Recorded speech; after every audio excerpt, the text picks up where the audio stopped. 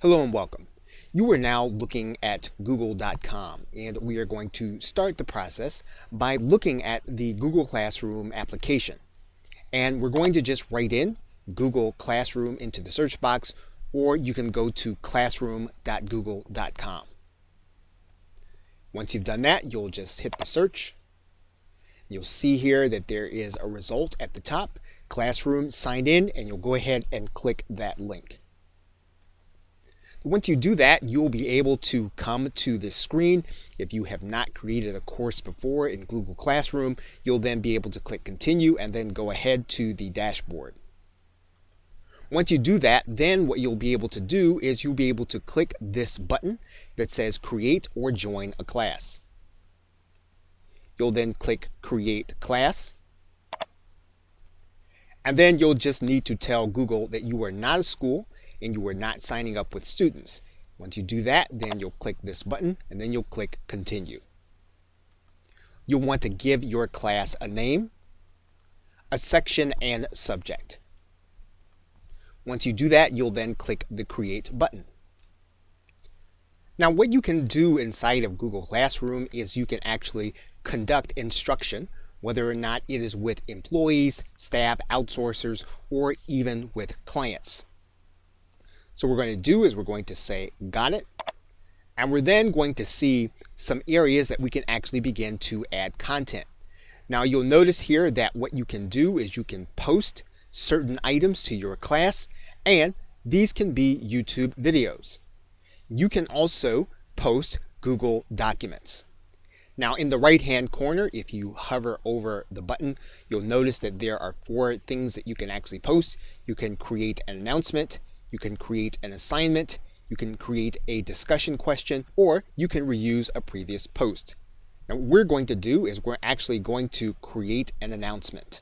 Now because this is going to help us to be more productive, we can either post this item now or we can post it in the future. So you can actually post items ahead of time. You can do all of your posting on one day, and then you can set those posts to go at a certain date. And so for example, what we're going to do is we're going to write an announcement. We're then going to categorize this by creating a topic. And once we do that, we can then click post. Now along with the announcement, what we can do is we can bring something in from our Google Drive, or we can even connect a video. So in this particular case, what we're going to do is we're going to go ahead and connect a video. And when we click the video box, then what we can do is we can actually then search YouTube. We'll see a list of videos that we can actually attach. We can then choose the one that we are going to attach, and then we're going to click add. Now this can also be videos that you have already created, and this would be a great way for you to be able to add in additional information for the person who's actually going to be reading your announcement. And we can add multiple items. As you can see, we've actually added in a PDF by clicking this attachment. We can connect a Google Drive item, as we said. And as you can see here, we've added a Google slide from our Google Drive. We can also add in a hyperlink to this announcement. So all we'll need to do is to click this button and then write in our link. Once we do that, we'll click add link. So once we have everything ready for our announcement, all we'll then need to do is then click post. We can also create an announcement for the future, and all we'll need to do is to go to hover over the button. We'll click the link. We'll write in our information. We can then schedule this for the future. And we can set a date into the future.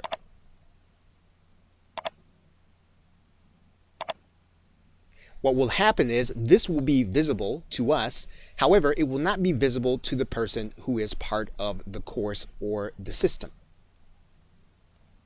Now what we can also do is to assign a task, and we can do that by creating an assignment. And if we click this button, what we'll do is we'll write in the name of the assignment, and then we'll write in the exact instructions. When we do that, we can actually categorize this with a new topic, or we can actually place it inside of the same topic that we created earlier. We can then set a due date for this task, and we can do that by writing in the due date. When we do that, we can actually give a time also. Once we have it, then we will then click Assign.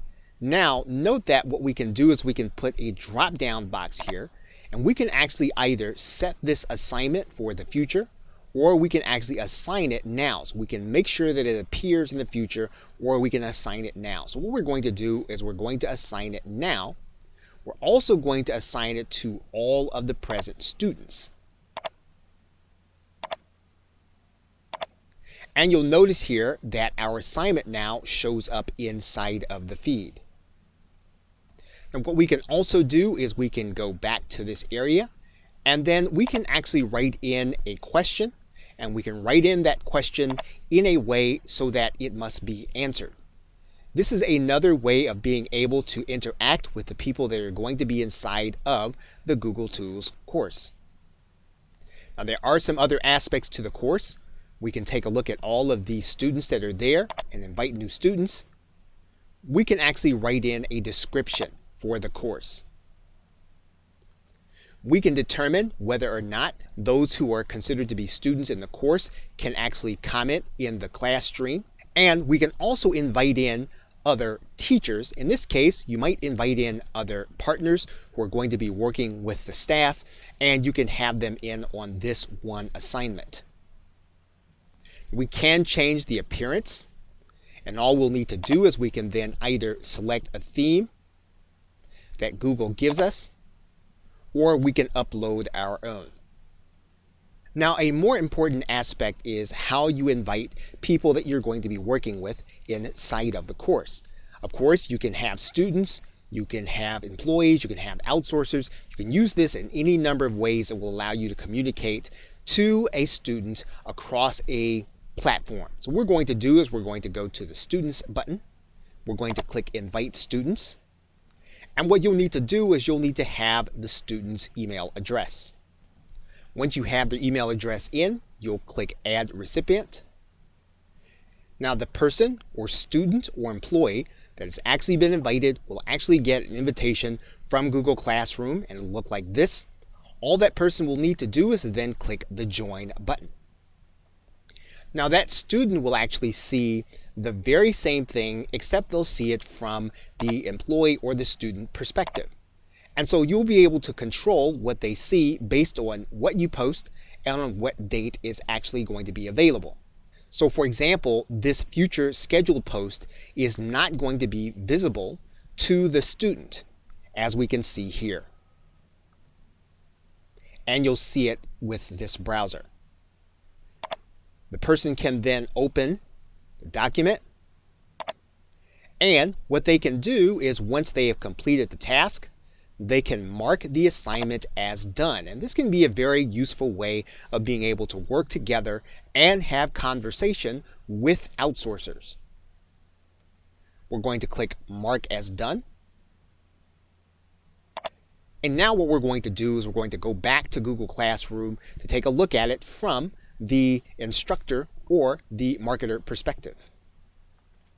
And you'll see that it is then marked done. So you can invite one person or several to a specific class, and you'll be able to work with that class to have conversation and workflow with Google Classroom. Okay, so with that, thanks, and I will see you in another video.